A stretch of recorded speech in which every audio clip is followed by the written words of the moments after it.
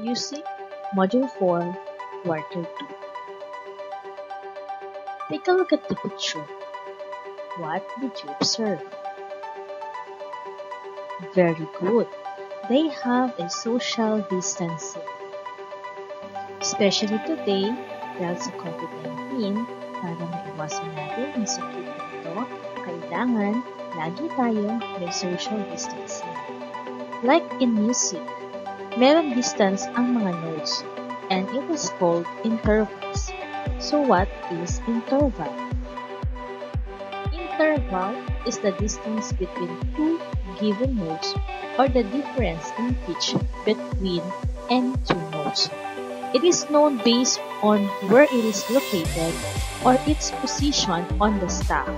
The following are the intervals. We have prime, second, third, fourth, fifth, sixth, seventh, and octave. So these are the samples of intervals. So we have the prime. Paano ba natin malalaman kung prime? So this is the first note and the second note. So ang distance nila ay first kasi nasa first step silang pareho. Next, second. So paano natin malalaman na ang first note ang distance nito sa second note? So dahil siya ay nasa larger line, pang ilan tong pangalawang note? So ito yung first, and then second, nasa second step siya kaya second. Third. Tinawag siyang third kasi itong first note ay may third step papunta sa second note. So paano natin bibilangin? Okay, ito yung first step, second step yung nasa baba ng first line, at ang third step ay nandito sa gitna siya ng first line. Okay? So, ito siya. So, 1, 2, 3, kaya siya third.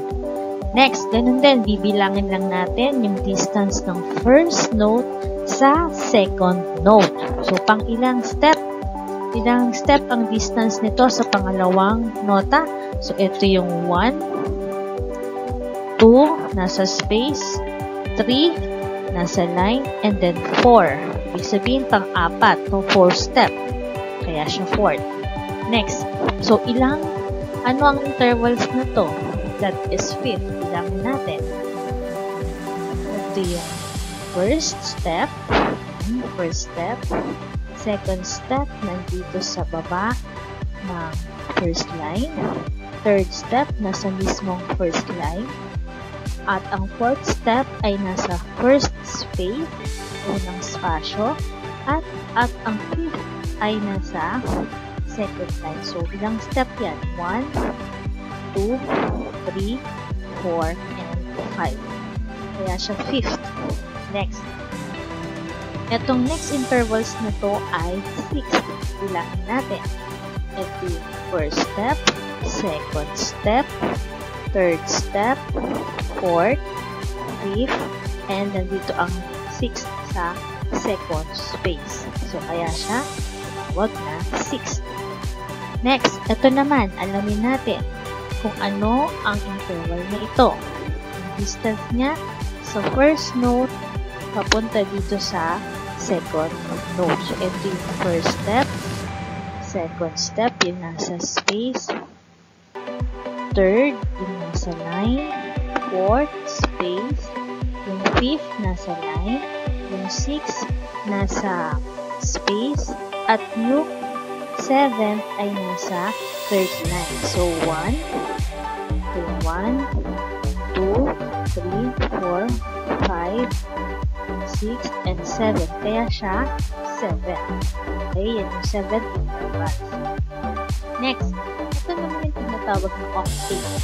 Kasi 8 step ang layo, first note, papunta dito sa second note. So, second note na to. Paano natin bibilangin? Ito yung first step, second, third, fourth, fifth, sixth, seventh, and dito sa space nito, ito sa third space, nandaan yung nota, kaya pang 8 yan. So, 1, lang natin, 1, 2, 3, 4, 5, 6, 7, 8. So, meron siyang 8 step ang distance, no? Dito sa first note, papunta sa second note. Kaya siya octave. The interval of notes may be harmonic or melodic. So, when we say melodic intervals happens when notes are played in succession, one after the other, or horizontally arranged on the staff. So, for example, E, G. So, the number of intervals can be determined based on the distance of the notes. In the first measure, the interval is third because the notes E to G occupy 3 consecutive staff positions. So, yung sinasabi ko, staff position or yung step mo. So, ito yung E note. Okay, ito yung first position. Second, ito yung nandito sa first phrase. At ang third, kaya tinawag na third. Okay, ang interval nito ay third. Kasi, 3 consecutive staff position ang na-occupy. Next is, we have F and middle C. In second measure, the intervals from F down to middle C is fourth because notes F down to middle C occupy 4 consecutive staff positions. So, bilangin natin. 1, 2, 3, and 4. Okay, baka nalilito yung iba. Ano ba yung binibilang ko? Para hindi kayo nalito. Ito pa yung parang, parang umaakit tayo ng hagdan, no? Sa pag-akyat at baba ng hagdan. So, for example, yung dito ko sa position na to, ilang step. So, 1, 2, 3, and 4. Para hindi malito, nasa space, nasa line, space, and ito line sa letter. So, middle C. So, kaya siya tinawag na fourth. Okay? Harmonic intervals. So, when you say harmonic intervals are the notes arranged vertically. So, for example, ayan. Dito ang first note and second note. Okay, so ito ay middle C and this note is G. We have the first, second. Ano natin bilangin? Ito yung first, second, third, fourth, and fifth. So, we have a fifth step, no? So, the number of intervals in the first measure from middle C up to G is fifth intervals. Ito naman yung second. We have the lower D. We have D and D. Intervals in the second measure from D up to high D is called octave. Why? Kasi, bilangin natin. You have the first step, ito yan. Second step. Third step, yung nasa space. Fourth step, yung nasa line. Fifth step, yung nasa space. Sixth step, yung nasa line. Seventh step, yung nasa space. Yung 8th step ay yung nasa line. So, ganyan ang pagbilang natin sa intervals. Okay? This is an example of harmonic intervals arranged vertically. Ayun siya. Okay, magkapantay silang dalawa. Okay. We have here a sumawit at sumayaw. Now, we're going to identify how many intervals ang meron sa first note and the second note. Okay, I mean sa mga nota na ito. So here, in the first note, we have the quarter note. Second note is beam 8 note yan, no? So, gaano kalayo ang pagitan nitong dalawang ito? So, we have 3 step. Kalagay na siya 3, 3. Okay, bilangin natin. Ito nasa line, nasa space, nasa line. So, 1, 2, 3. Ito, ilan ang space nito? Ilan ang distance nila? Ilan ang intervals nila? So, we have 1 nasa line, 2 nasa space, and 3 nasa second line. So, ganyan lang. Bibilangin lang natin yung distance. So, makikita na ninyo ang may mga number na dito. Naka-arrow na yung distance ng first note and second note. So, ito yung sample natin. We have here the three intervals. We have the third, second. So, yan yung mga sample natin. Paano bilangin? Ito yung first note, quarter note. Sabihin, this is a low middle do. Okay? And then, ilan ang step or gaano kalayo? Ano ang distance ng first note sa second note? So, bilangin natin. We have the first, second, and third. So, we have here the third. Okay? Dito sa dalawang ito. Ayan na, 3. Now, let's try and encircle the intervals being asked. So, we have here the second in measure 3. So, paano natin sasagutin to? We're going to identify the notes na nasa intervals ni second. So, ano ba yung measure 3? Saan yun dito? Ito yung first measure, second measure, third measure, fourth measure, and fifth measure. So, sabi dito ay measure 3. So, dito tayo titingin sa 3. So, alamin natin alin ang nota dito. What are the notes in the second measure? So, saan ba dito yung may 2 step? 1, 2, 1, 2. So, ito. Fourth in measure 4. So, ito yung measure 4. Hanapin natin yung nasa fourth. 1, 2, hindi siya. 1, 2, hindi yan. Ito, 1, 2, 3, hindi rin. 1, 2, 3, 4. So, ito ang hinahanap natin. Ibilugan natin silang dalawa. Next. Prime on first measure. So, prime, ibig sabihin magkatapat, no? So, madali lang. Ito ang magkatapat na nota dyan. Okay, so, next. Every song or music consists of highest and lowest tone. We emphasize on this to know the range of tone used in the song. In music, the range of a musical instrument is the distance from the lowest to the highest pitch it can play. For a singing voice, the equivalent is vocal range. We also have narrow range. A narrow range has an interval below 8, while a wide range has an interval of more than 8. Let's try to sing a pentatonic na note. And then, we're going to encircle the highest and lowest tone. Identify the vocal range of the song.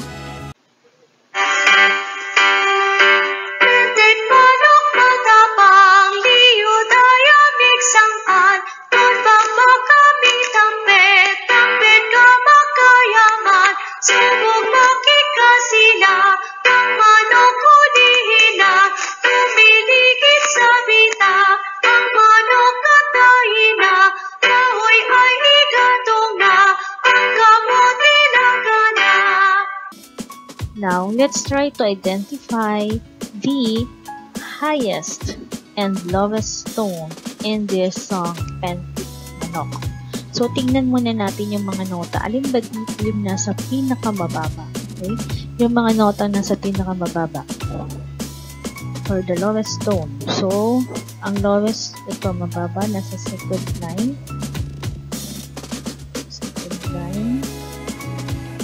So, ang pinakamababa natin ay itong nasa second line na note. C, D, E, F, G. Ito ay G. Yung lowest natin, no? Lowest natin ay G. Lowest natin G. Now, we're going to identify the highest note. Okay? Highest note natin ay ito yung pinakamataas. So, as of now, ito po yung pinakamataas natin. Okay, nasa fourth line ang pinakamataas. So, ano ang pitch, letter name nito? So, G, A, so ito yung G, A, D, C, D. So, itong nasa fourth line ay D. So, ang highest natin ay D. Okay, so as you see in the musical score, the highest tone of note is D and the lower tone is G. The highest tone is D and the lowest tone is G. So the range, we're going to identify the range of the song. So pag sinabi natin range, ano ba yung interval niya? Pang ilan? Ilan yung distance, no? So ilan yung distance nito? So 1, nasa line. 2, second, nasa space. 3, 4, and 5. So, ang ating range of this song, ang range nito ay 5. Kasi yung distance ng G sa D.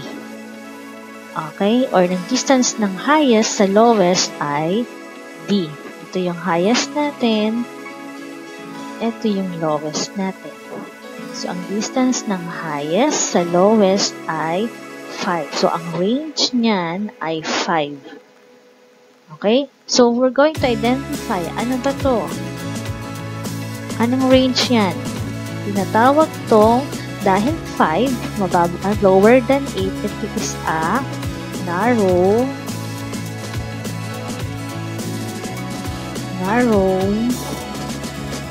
range.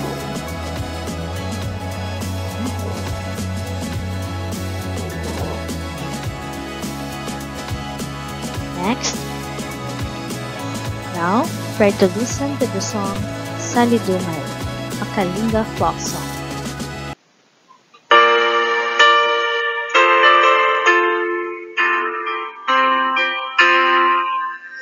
Ay painibanang ko, inasawat soldado.